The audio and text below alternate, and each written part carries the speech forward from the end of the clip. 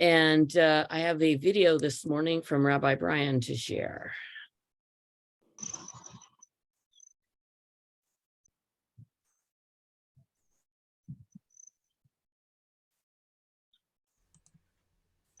Oh, hi. It is November 5th, just after 8 o'clock in the morning. And that's not really true. I just have it looking like that. Believe me or not, it is Thursday when I'm recording this. But this is the Saturday service. This is just a video of me doing an introduction. And it's an exciting introduction. I'm not hosting this week. My friend, Pastor Robert Morris is, and you might remember him from the story called Southern Hospitality. And Robert was the pastor who stood up for Afia and I in the diner where we were most certainly made to feel unwelcome. I asked him if he would host today. He said yes. I'm honored. I'm excited about that. Just my usual, I'm not going to be here to make usual announcements, so I do want to make this one. It is okay to not be okay. We need to remember that you might be having a hard time, and that's perfectly okay. It's okay to not be okay. Otherwise, today, Alex is in charge of tech. Breakout groups will happen at the end in an hour's time, but I want to bring this over to a blessing to have Robert fill in for me today. Thank you.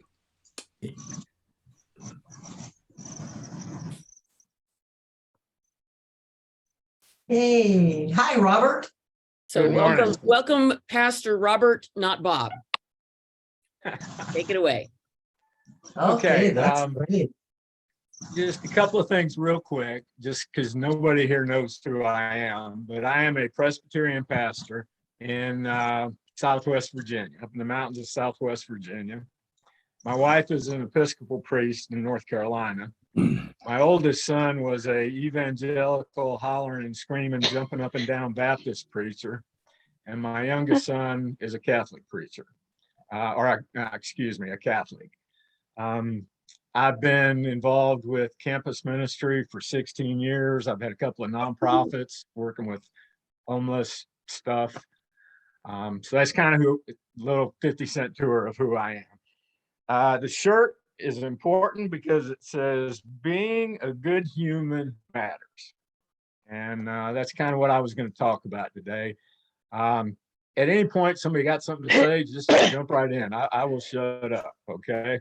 But I'm going to do this as if it was a service, and then, but I'm going to talk about Jesus, the teacher, not Jesus, the miracle worker. So here we go. Robert, do you want us to stay unmuted? Well, we usually stay unmuted. If that's what you normally do, fine. But if you got something to say, unmute yourself and just cut me off. I'll shut up. If you have a question or a remark or something, and then at the end of this, then we can all kind of have a conversation about the entirety of it. So either way, I would rather have the conversation at the end. That way we get a little clearer picture, because I have a tendency to ramble a little bit. So if that's cool, that's cool with me. All right. That's questions? Great. Go for it. Sounds good. Okay. Welcome to God's house. I believe everywhere is God's house. This is the day the Lord has made. Let us rejoice and be glad in it. And always remember that worship begins and ends with God. I want to start with a prayer. So let's bow our heads. For where two or more are gathered in my name, there am I with them. We gather today in love and to share love. We ask that you open our eyes to all the beauty around us, open our ears and our hearts to your message so that we may do your will. Scripture reading this morning, I picked specifically for this, and it's Matthew 5, and it's 3 through 12. I think it's one we might all be familiar with, Beatitudes. This is what it says. Blessed are the poor in spirit, for theirs is the kingdom of heaven. Blessed are they that mourn, for they shall be comforted. Blessed are the meek, for they shall inherit the earth. Blessed are they which do hunger and thirst after righteousness, for they shall be filled. Blessed are the merciful, so they shall obtain mercy. Blessed are the pure in heart, for they shall see God. Blessed are the peacemakers, for they shall be called the children of God. Blessed are they which are persecuted for righteousness' sake, for theirs is the kingdom of heaven. Blessed are ye when men shall revile you and persecute you, and shall say all manner of evil against you falsely for my sake. The word of the Lord. Okay, so I met Brian last summer at a festival. It was the Wild Goose thing, and it's kind of like a Jesus Woodstock kind of thing, best I can describe it. And I think it was the first time he'd ever been down south, and it got interesting real quick. I think he told y'all the story about he got back from North Carolina. I think he put it out. Anyway, that's how I met Brian. When he first asked me to do this, it took about 10 seconds for me to say yes. That's it. You want to talk about faith? My answer is always yes. And then I thought about it, and I started getting a little nervous. And I'm not a person that really gets nervous. This makes me nervous, and it's kind of odd, but I got a little nervous because the only sermon I ever preach is the social gospel, social justice gospel, because that's what I think Jesus taught. And sometimes, a lot of times, that gets me in a little trouble because people don't want to hear that. Then he messaged me, and he said, don't get too Bible-y or too scripture-y, which I don't even think are real words. But anyway, he said, just talk about healing and helping, stuff like that. And I felt that I can do that. So today, like I said, I'm going to talk a little bit about Jesus, but I'm going to talk about Jesus, the teacher. Okay.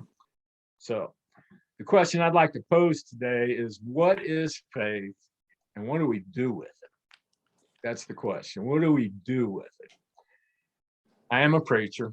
I told y'all that. I stand in a little brick church, old brick Presbyterian church here in the mountains of Radford, Virginia. I stand up there every Sunday and preach the gospel as I understand it. But I also sit a lot of times in my gardens because I've got about 10 different meditation gardens here. I talk with people that will never, ever step foot into a church. I love the little church I serve. Like St. Francis said, if God can work through me, he can work through anybody. But it seems to me that too often religion and church has lost sight of Jesus and what he taught.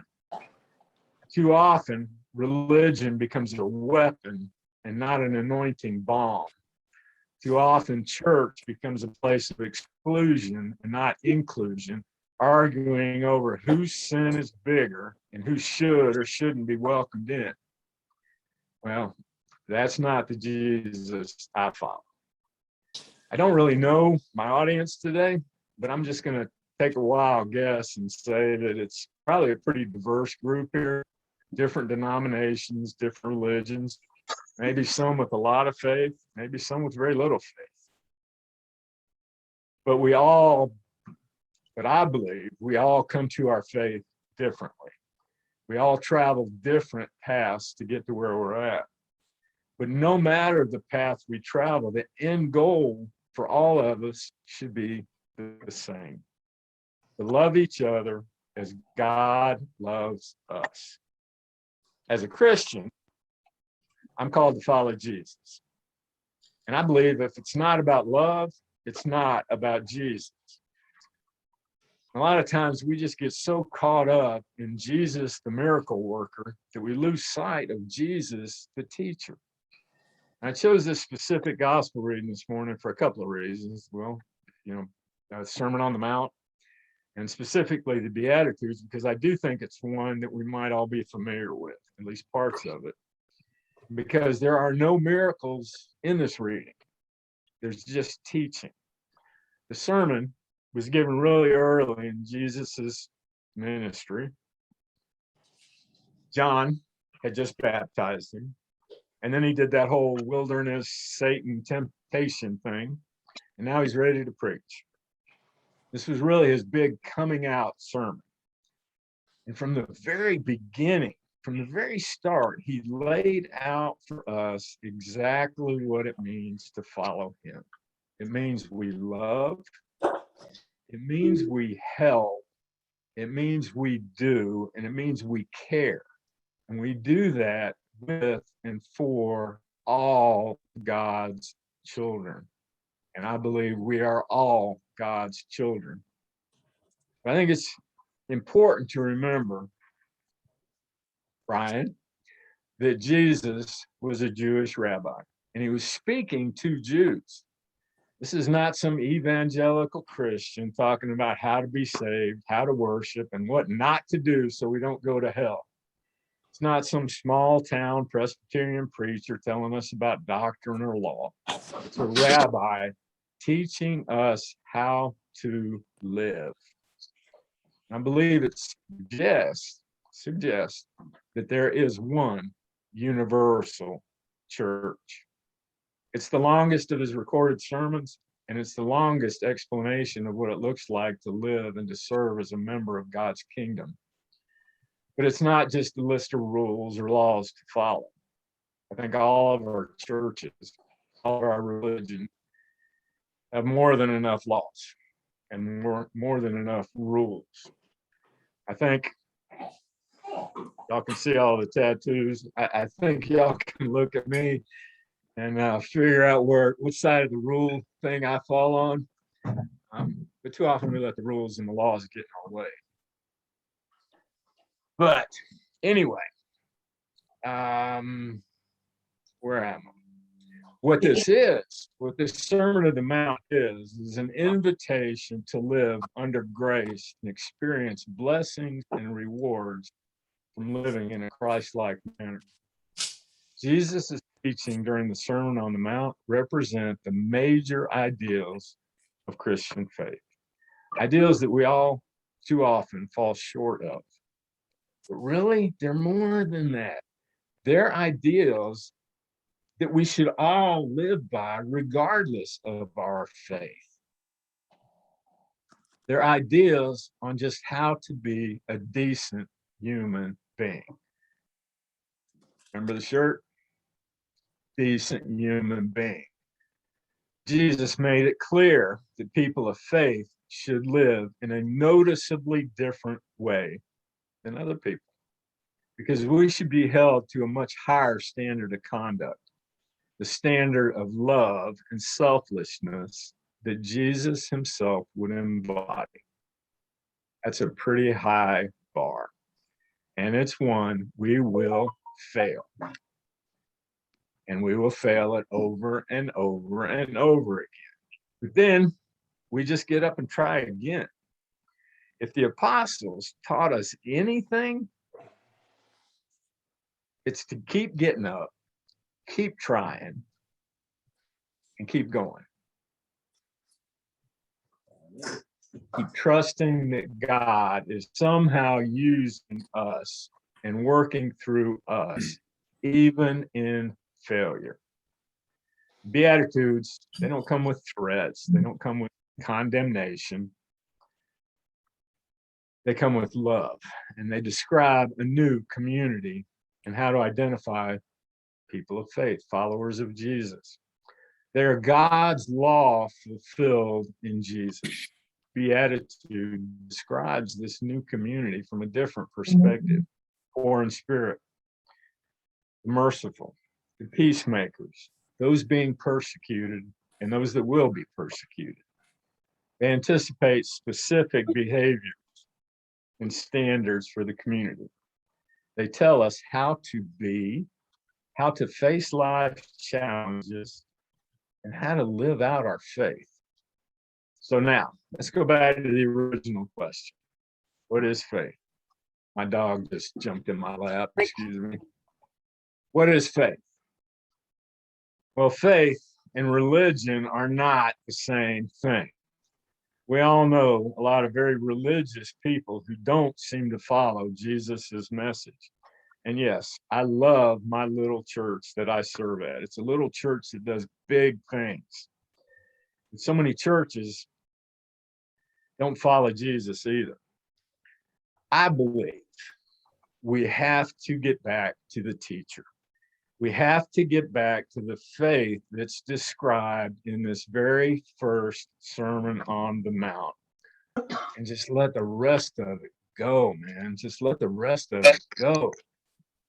Brian talks a lot about old time religion. Now, I'm an old guy, but he talks about old time religion. I'm simply suggesting that we go really, really, really old time religion. Back to the garden and back to the teachings. Faith is a verb. It's a way of life. Faith is what happens outside of the walls of whatever building we choose to worship in, or no building at all. Faith is living a life that embodies Christ's teachings. Faith is loving as we are loved and leaving the judgments to God. And how do we do that? How do we do that? Well, if you're waiting for a burning bush or some big miracle to show you how, good luck. I believe they still happen. But while we're waiting for that big miracle, we so often miss all the opportunities of the small miracles from accidental saints, just like us, just like y'all, just like me, just like us. Sometimes faith is just getting up in the morning, believing that we can change the world and then doing something about it. Sometimes faith is just sitting with somebody, not trying to fix them or change them, just a ministry of presence where they know somebody cares. Sometimes faith is willing to go back to some redneck little restaurant with a new friend and just stand up with them. Faith can be as small as a smile and as big as a thank you. I end every one of my sermons in my church with this: do one good thing today. Do one good thing. If we all did one good thing every day, I do believe we can change the world. We can change the world. And the world needs changing. The world seems to be spinning out of control right now. There's just so much hate, so much violence, so much anger, not enough love.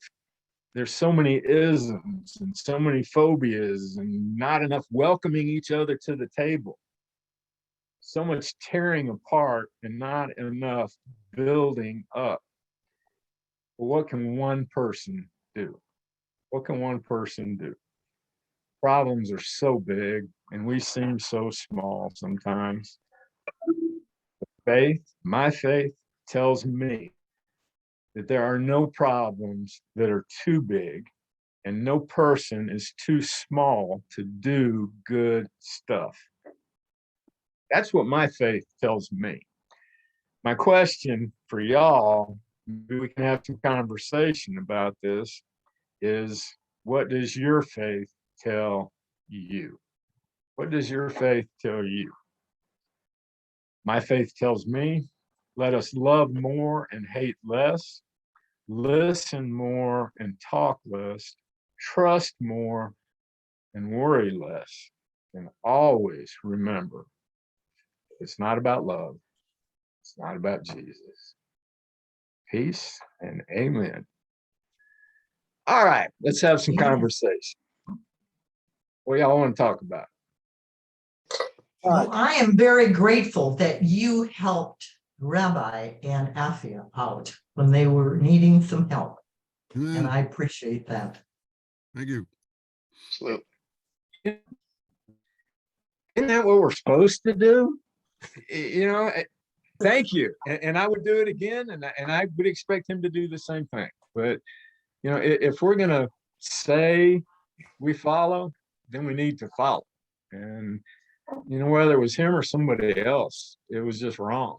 And you know, I'm at the point in my life where, you know, I'm past the point of getting my feelings hurt.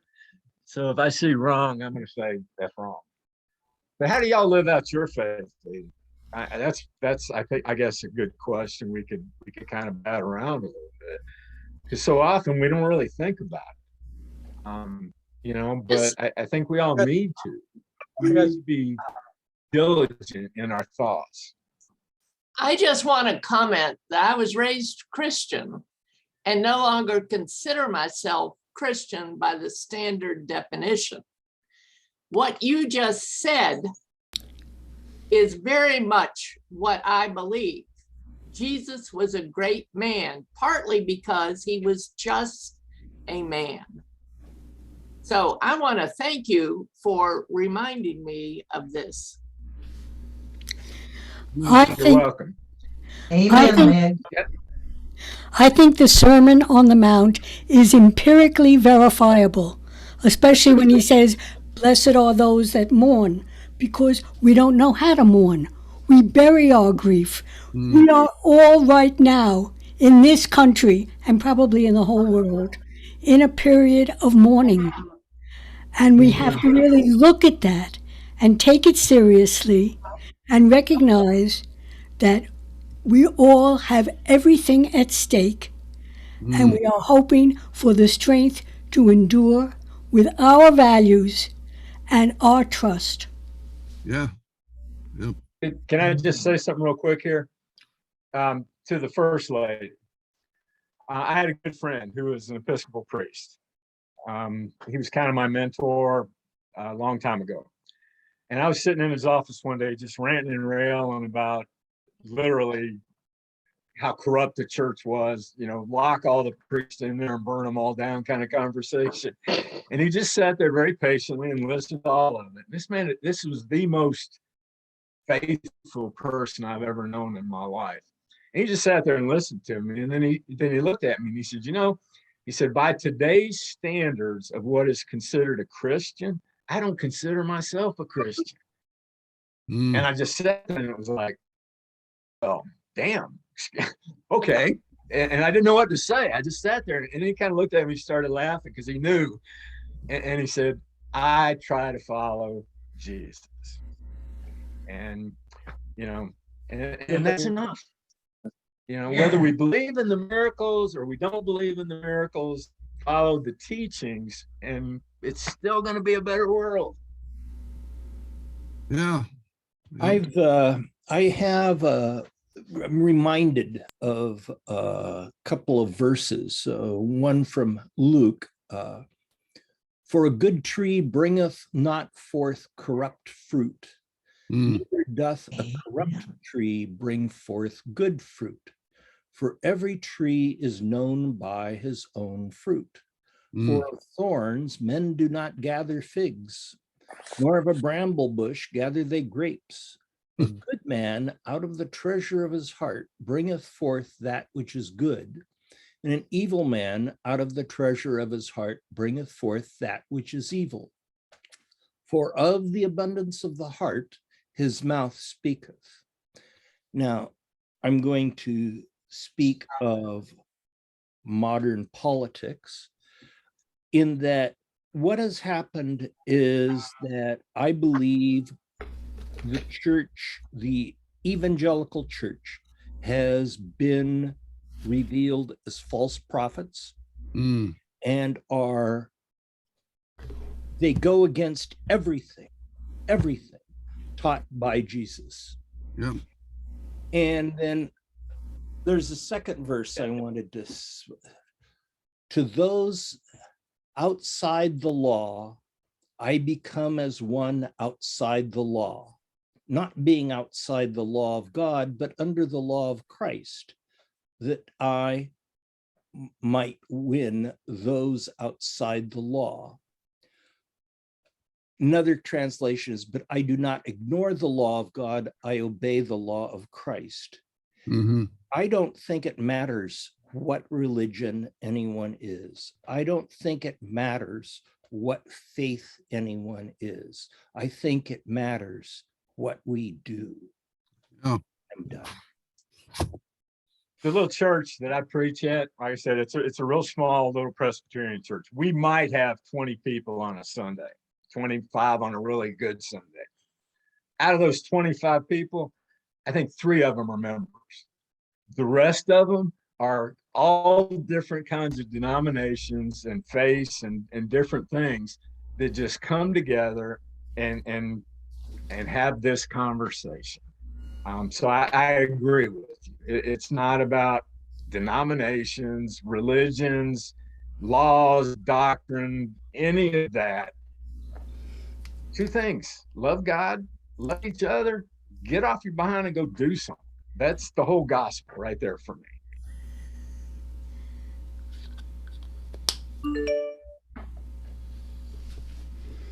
Anybody else? Am I up? No, Robert. Yes, sir.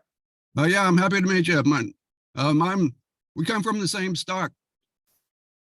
I lived in Louisiana for 20 years.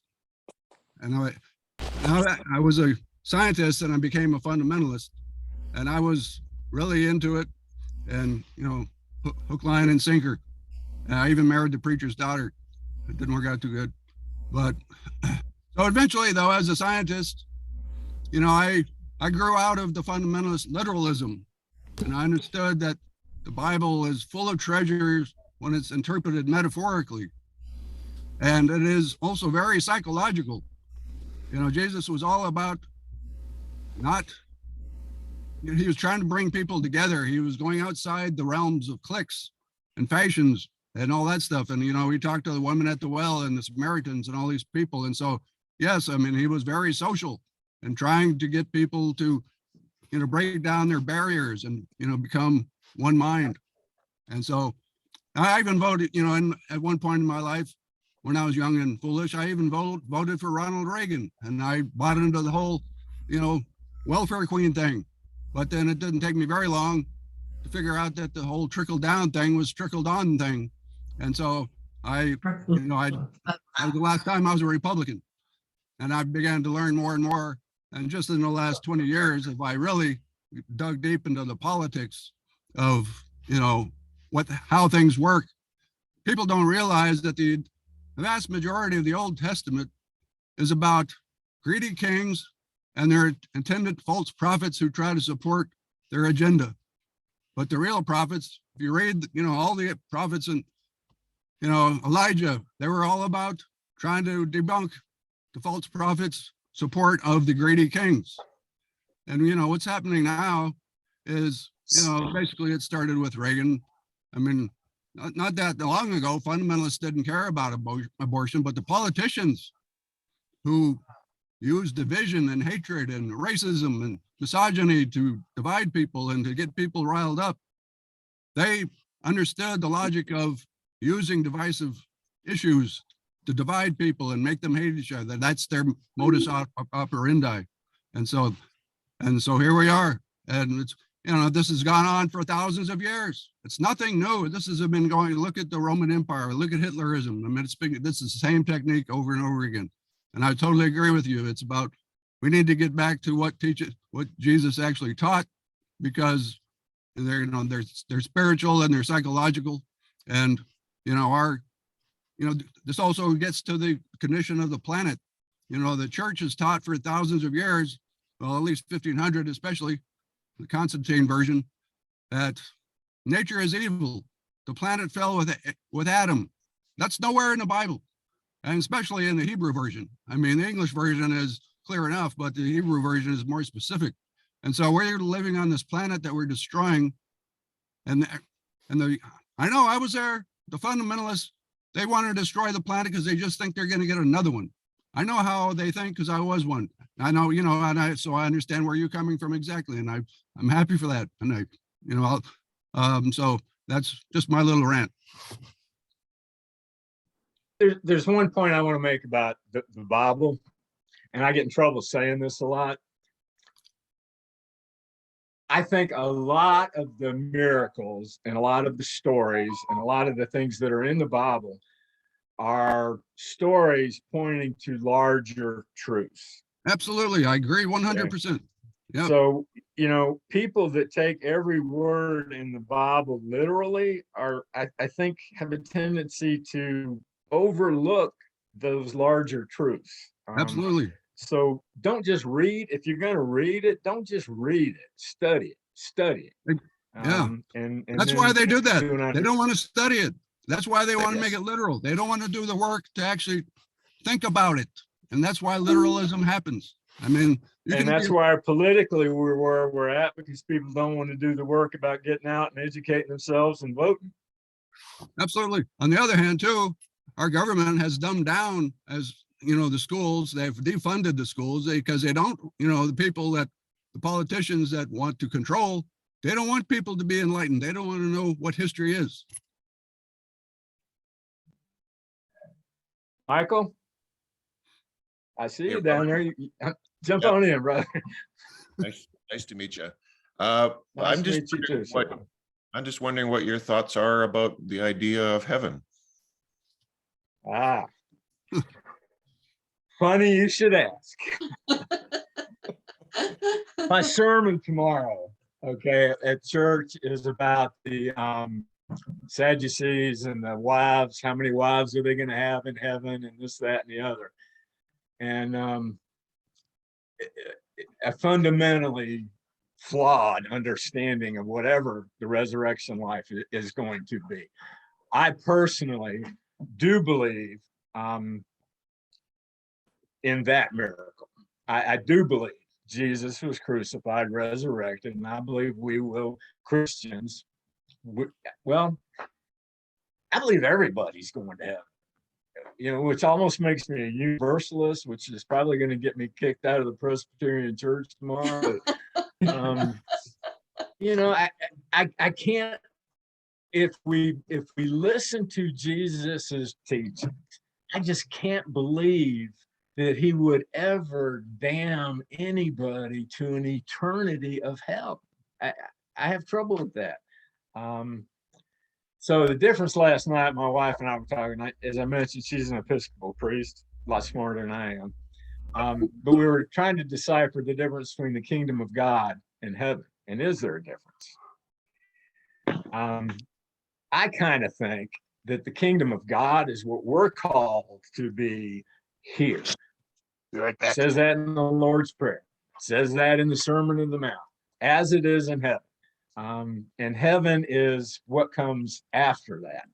Whatever that is, I don't know. And anybody that tells you they do, be careful. I don't know anybody who's ever been to heaven and come back and said, okay, this is what it is. But what I do know is God asks us to trust. And that's what I try to do. Thanks. That was just interesting. Does that answer your question? Well, yeah, it's a question that can't really be answered, I guess, right? But we all have different views and different opinions, and we all travel different paths. How you understand your faith is between you and God. Yeah. And I'm not. I can't teach you your faith. I can share my faith. And then what happens after that is between you and God, not me. I agree. The older I get, the less I worry about understanding and knowing. I don't think that's the point. You can't understand something that's not understandable. It's just, that's why they call it faith. Yeah. Okay. Cool. Yeah. Thanks. Yes, sir. Ann has her hand up. Hello, Ann. Hi there. Half hour. I want to thank you for being here. My background, I grew up Catholic with a Catholic mother and a Methodist father who converted to Catholicism, but continued to believe in reincarnation his whole life because of visits that he had from his deceased father. I left that for about 40 years while I was becoming a scientist and a professor, but I never left the spiritual exploration, which I did only on my own, by myself, without a community. After I retired, I joined an interfaith community that was based on Vedanta for 3 years. I'm very grateful for what I learned there in the Eastern tradition. And one of the things I learned there is what I was missing. So I now am part of what is called a progressive Christian congregation, the UCC. And those of us here who have been in deep dive with me will know that I appreciate what you mean by old time religion, because I see so many. I have 2 congregations, my progressive Christian one on Sunday and this congregation on Saturday. And I see so many overlaps between what we learn here from the Jewish tradition and what I learned from my progressive Christian tradition. Incredible overlaps. And what I keep telling people I want to do is to take the teachings of Rabbi Jesus and peel away, one after another, the accretions of empire. Peel away the accretion of the Roman Empire, the Byzantine Empire, the Spanish Empire, the British Empire, and now the American Empire. If we peel away all the accretions of empire, let's look at what we have left. And what I hear is that is what you are talking about. So thank you. You are welcome. And to that point, 2 things real quick to that point. One is the church as we know it today was more a creation of Paul than it was of Jesus. Okay. The second part of that is you were talking about spirits and reincarnation and all of that. If we take communion, I don't know whether y'all do that or not, but if we take communion, part of that whole communion service is that all of the saints are with us. Everybody that has passed in our life is with us at that moment taking communion. So yeah, I kind of do believe that, so call it reincarnation, call it spirits, call it, voodoo, whatever you want to call it. But that's part of our tradition that so many people don't understand when they take communion. It's more than just, wine and bread. It's, be one with eternity.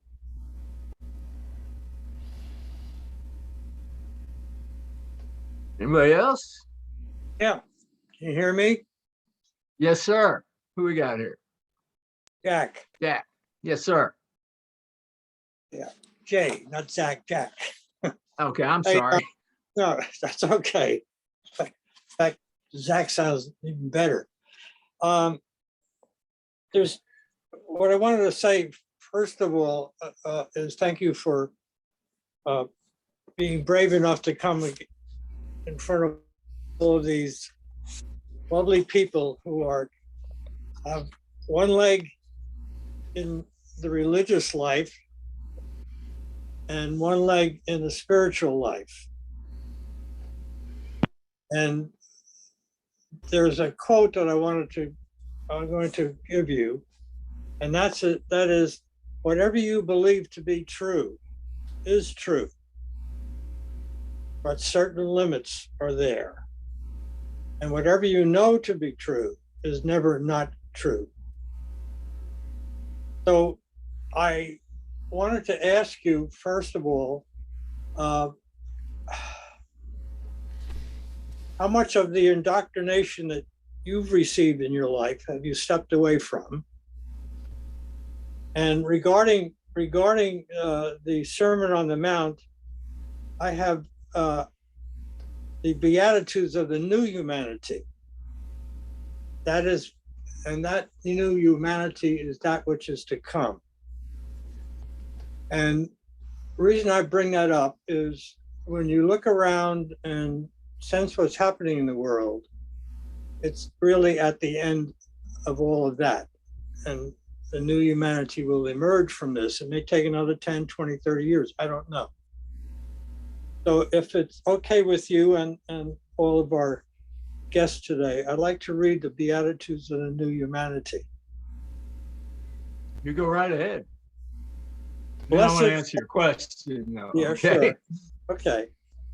Blessed are the selfless servers, for in their servitude will they master themselves.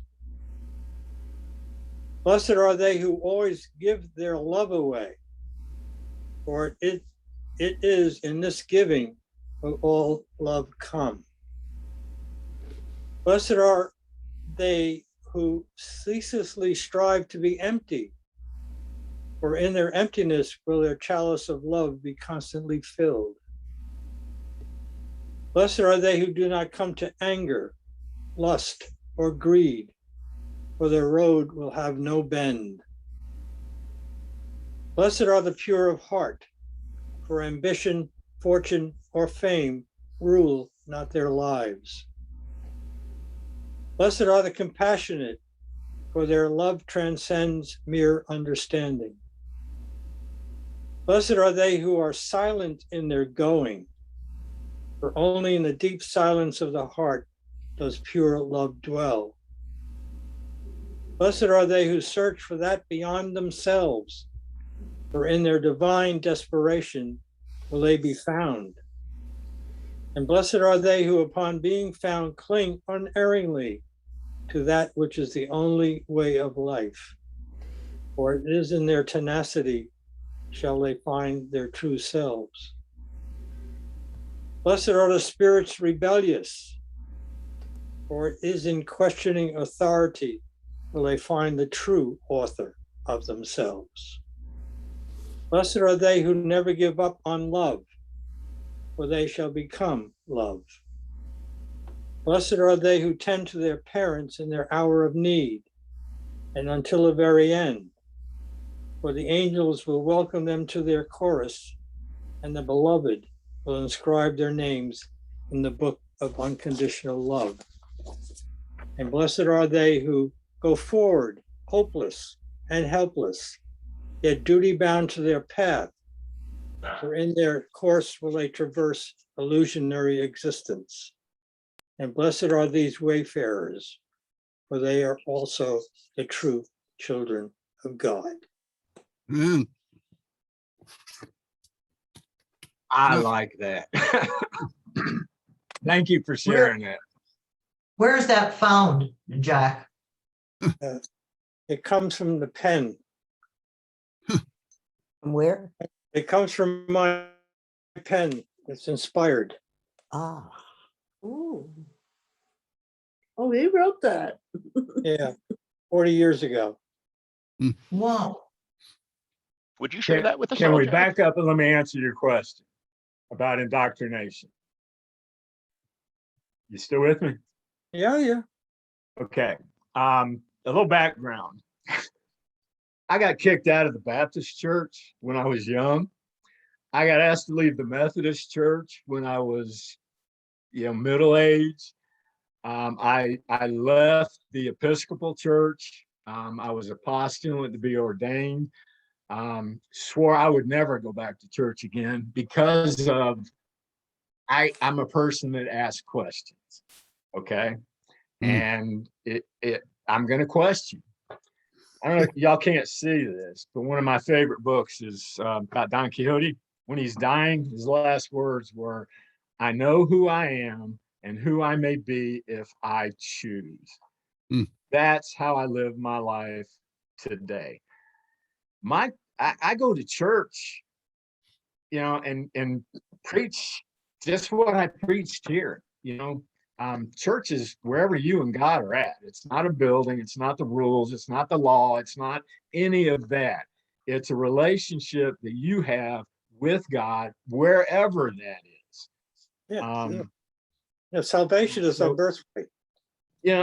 I'm like I said, I'm not a big church person, even though I'm a pastor of a church, and this is the only church I will ever preach at. Does that answer your question? Yeah, fine. Yeah. Okay. And feel most definitely welcome here. Yeah, you're welcome here. You fit in. What else we got? Anybody else got something you want to? I'm reading all these little comments down here, and I'm having trouble keeping up with them. So if y'all got something to say, just speak up.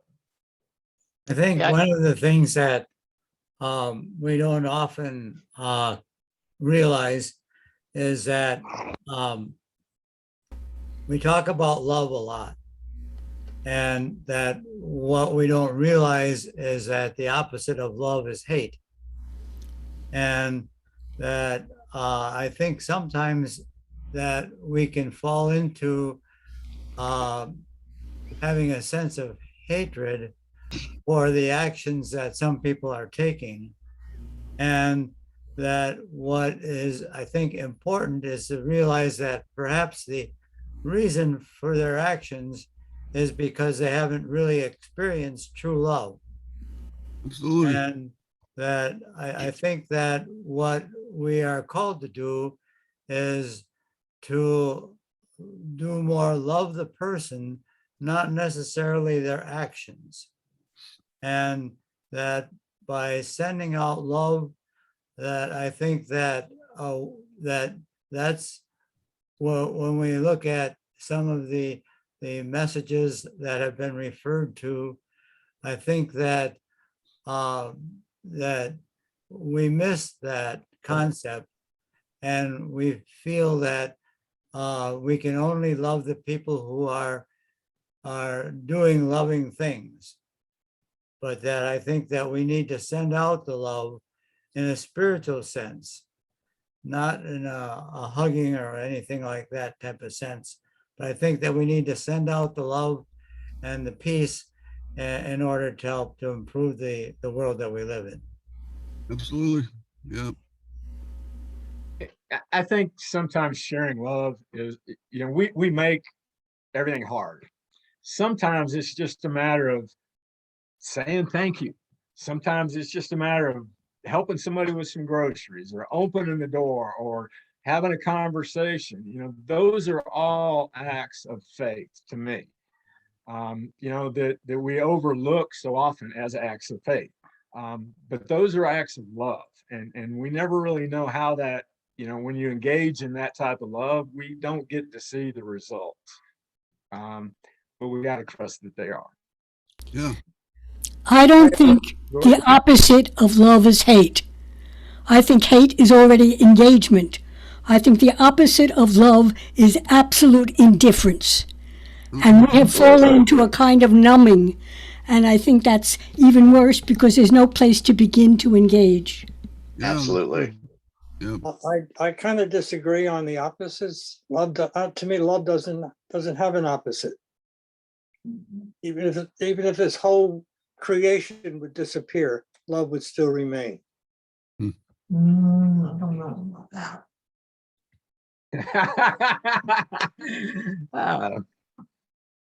Love has to have someone to feel it and to express it.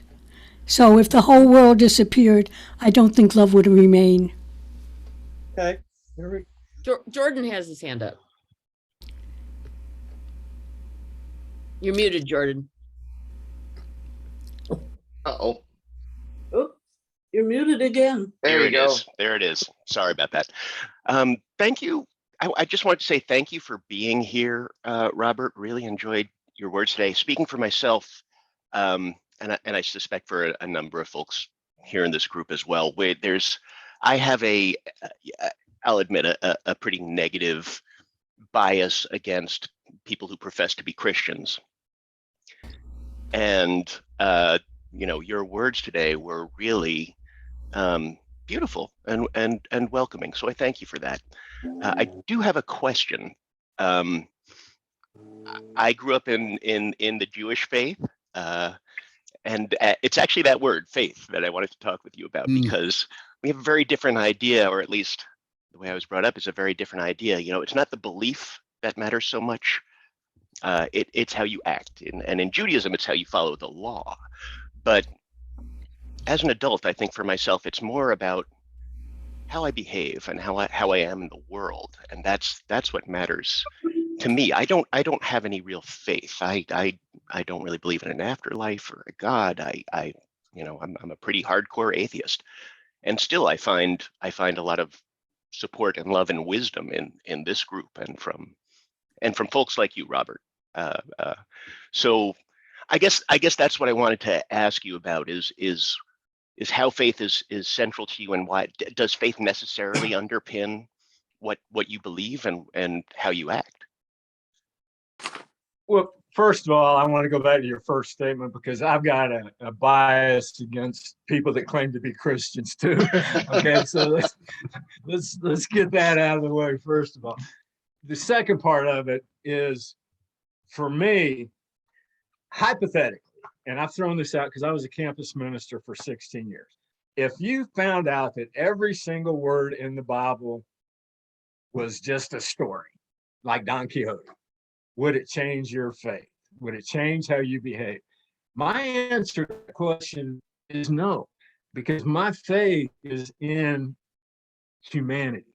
My faith is in doing the right thing. My faith is in caring when somebody's hungry, when somebody doesn't have a place to live, when whatever. That's where my faith manifests itself. I do preach in a church and I love it. Okay.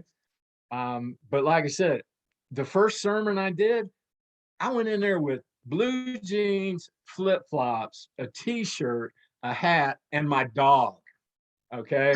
And I put every hot topic I could into that one sermon, so they would never ask me back.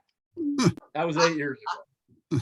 Okay. So my faith is about having these conversations, meeting people like Brian, meeting people like y'all, and having, conversations on what you believe, because what you believe teaches me.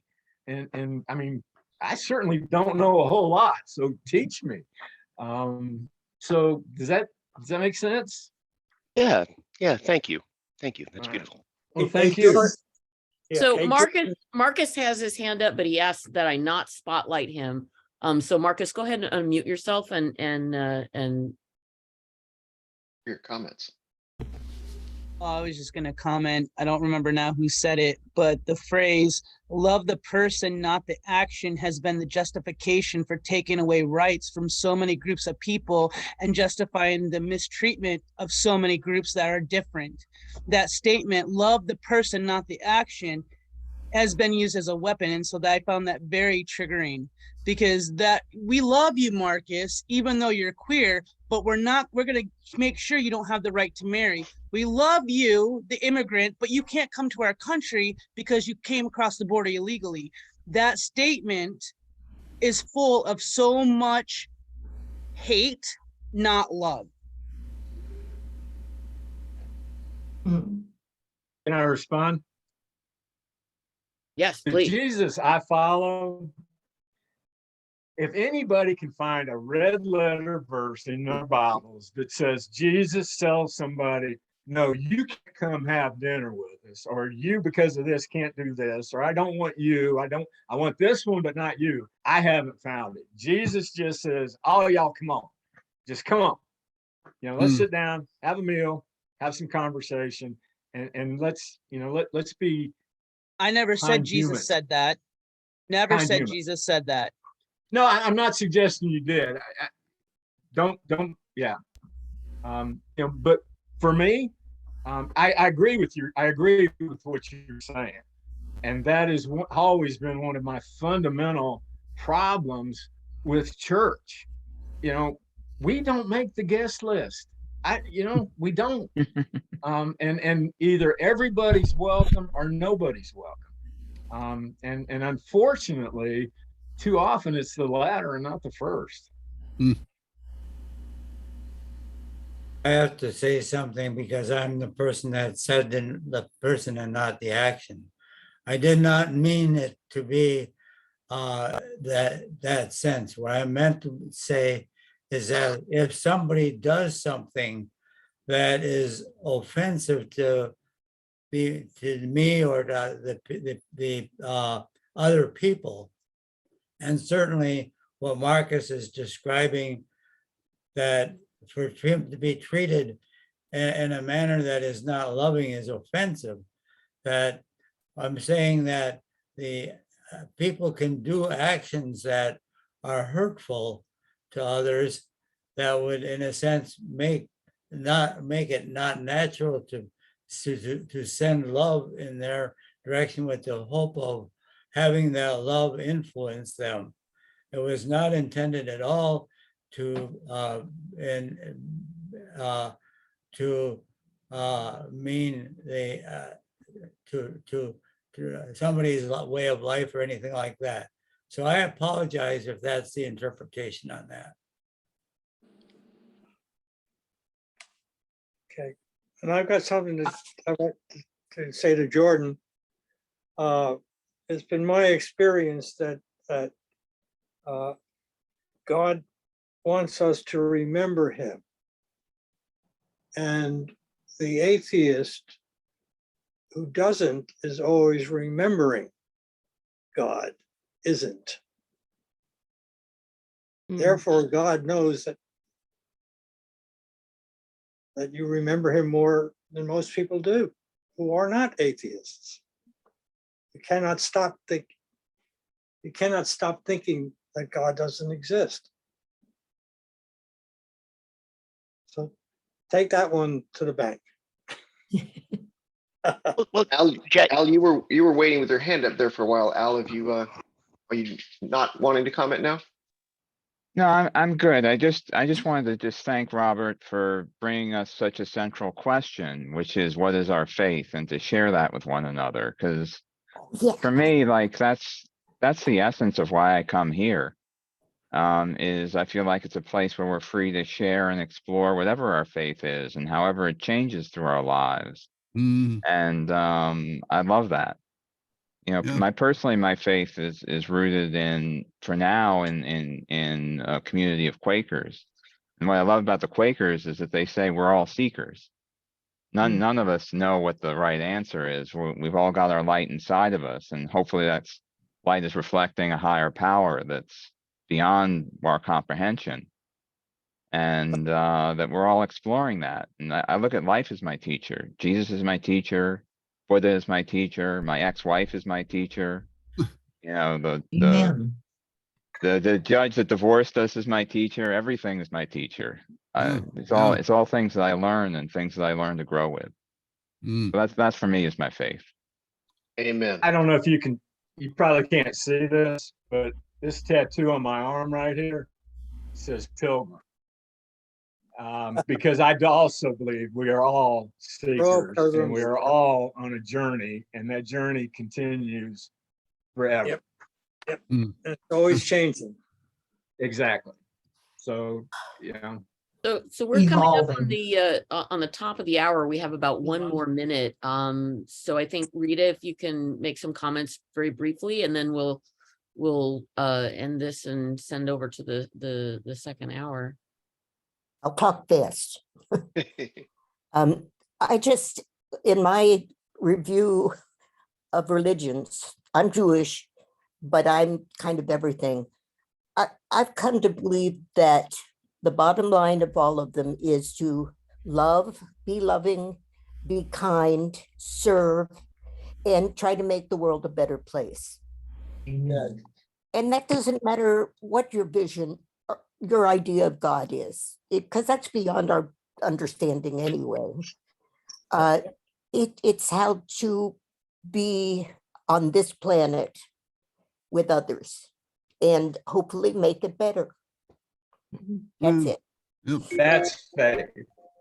That's, I love that. All right, so what do we do now? All right, so at this point, we've now reached the 9 o'clock hour here in the Pacific time zone. Thank you so much, Pastor Robert. Thank you, Robert. For coming. Robert. Yes, really. And what I'm going to do at this point, again, thank you. And I'm going to go ahead and stop the recording. And what happens next